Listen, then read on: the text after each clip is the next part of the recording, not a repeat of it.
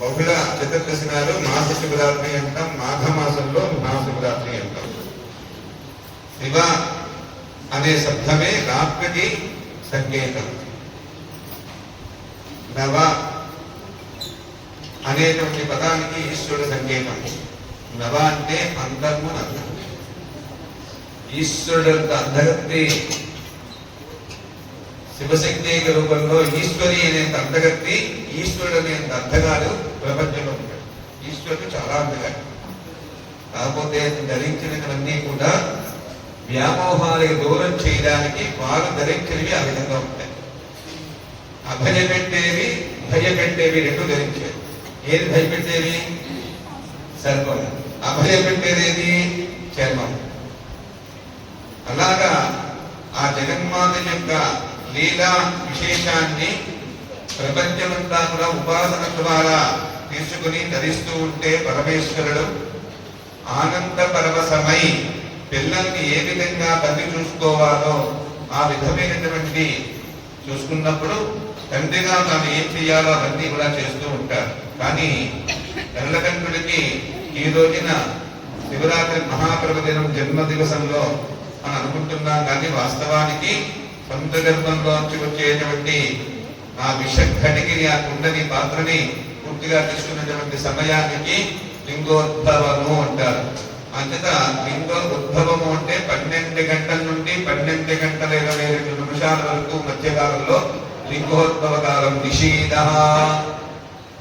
అసలు ఋషులు మునులు తపస్సాలు కూడా ఇప్పుడు ప్రారంభిస్తారు జపం. రోజు వాళ్ళు కొనుక్కోరు. వాళ్ళు ఏం చేస్తారు? యోగులు సిద్ధులను పగలలా ముందు చూసుకుంటారు. వాళ్ళు ఎవరైనా మాట్లాడుతుంటే రాత్రి మాత్రం అనుష్ఠానం చేసుకుంటారు. ఎందుకంటే యోగ వాసిష్టంలో చెప్పింది ఏంటంటే నిషీద అంటే లింగోద్భవం అనేటువంటిది 12 గంటలకి మనం చేయాలని చెప్పి ప్రతి మహాశివరాత్రి చేస్తాం. కానీ లింగోద్భవం అనేటువంటి ప్రతి నిత్యం చేయాలి. ప్రతినిత్యం చేయాలి. శాస్త్రంలో ఉంది. మనం ఒకసారి చేస్తున్న సంవత్సరానికి. కానీ ఇలా కాలక్రమేకంగా నిషేధ కాలంలో ఎవరు చేయలేరు కాబట్టి సంవత్సరానికి ఒకసారి లింగోద్భవంలో అంటే ఆ బీజము ఉద్భవించింది కాబట్టి ఆ పరమేశ్వరుడికి వరి బీజంలో వరివస్త్ర రహస్యంలో చెప్పిన జగన్మాత యొక్క ఉపతదాన్ని ఏ విధంగా మనం ఋషులు మునులు తపస్సాలు చెప్పారో ఆ వరిలో దీవాల సుఖవద్భైంది దీదావా సస్సులమ్మ అని చెప్పి మనం చెప్తూ ఉంటాం మంత్రపుష్పంలో. అంటే ధాన్యం పొలం మీద ఉండే చిన్న పొలం ఉంటుంది. ఆ పొలం పైన మనకి తెలుసుకోలేనటువంటి స్థితిలో ఉన్నాం. కాబట్టి మహనీయ మేము చేసేటువంటి ప్రతిదీ స్వీకరించి మమ్మల్ని ఆదుకోని చెప్పేటువంటి సంకేతమే రుద్రనమ్మక ప్రశ్న. రుద్ర ప్రశ్న అంటారు. రుద్రనమ్మకాన్ని అభిషేకం చేస్తూ ఉంటాం. అలాంటి మహత్తర కార్యం మహాశివరాత్రి నాడు దండోపదండాలుగా ఆ మూలాశంకరుడికి మనం చేసేటువంటి పూజ, అభిషేకము, తర్పణము, జపము, అనుష్ఠాన బలము అంతా కూడా 4 విధాలుగా కూడా స్వామివారికి చేరుతూ ఉంటుంది. మనం చేసుకునేటువంటి అనుష్ఠానం అంతా కూడా ద్రవ రూపంలో వచ్చి ఆ స్వామివారికి అభిషేకంలో వెళ్ళి పూర్తిగా ఆ జగన్మాతయ్యకే అర్పణమైపోతూ ఉంటుంది. అలాంటి అభిషేకం మహాశివరాత్రిగా చేసుకున్నాము. లింగోద్భవ కాలంలోని నిజంగా పూర్వకాలంలో అన్నాభిషేకం చేసేవారు.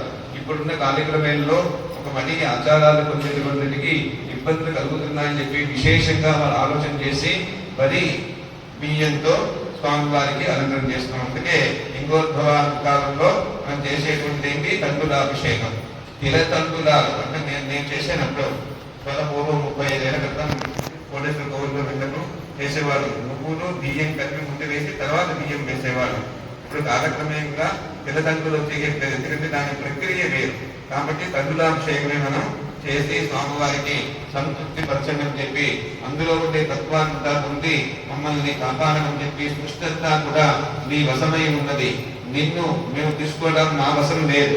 కాబట్టి నీ వశంలో ఉండేటువంటి మేమందరం కూడా ఎల్లవేళలా కూడా కాపాడబడుతూ ఉండాలనేటువంటి భావమే మనం తెలుసుకున్నటువంటి అభిషేకానికి మూలం.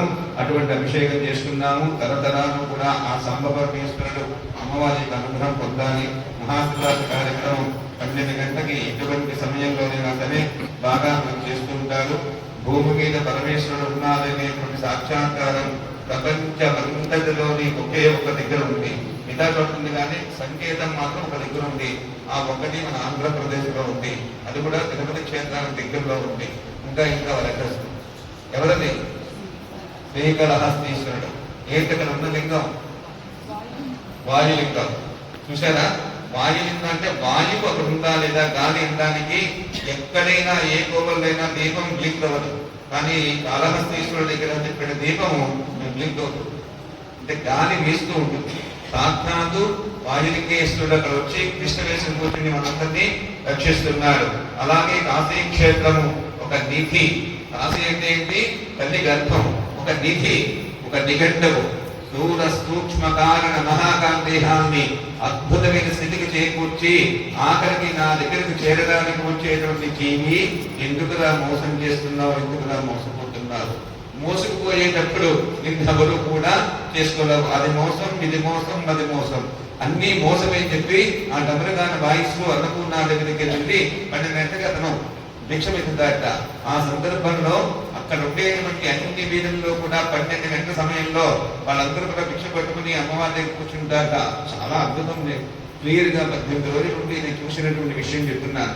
అలాగ పరమేశ్వర తత్వాన్ని కాశీ క్షేత్రంలో వేదాలలోని చేసేటువంటి సాధనకి ఆ మహాదేవుడి యొక్క అనుగ్రహం తప్పకుండా మనకి లభించేది కాశీ క్షేత్రం తర్వాత. అంత అద్భుతమైనటువంటి శ్రీకాళహస్తిలో మాత్రమే జరుగుతూ ఉంటుంది చెప్పి పెద్దలు చెప్పారు. శ్రీకాళహస్తిలో వాయులింగం తప్పకుండా అర్ధరాత్రి పూట డైరెక్ట్గా ఉండేది మూలం పూజ చేసేటువంటి అర్చక స్వామి చెప్పారు.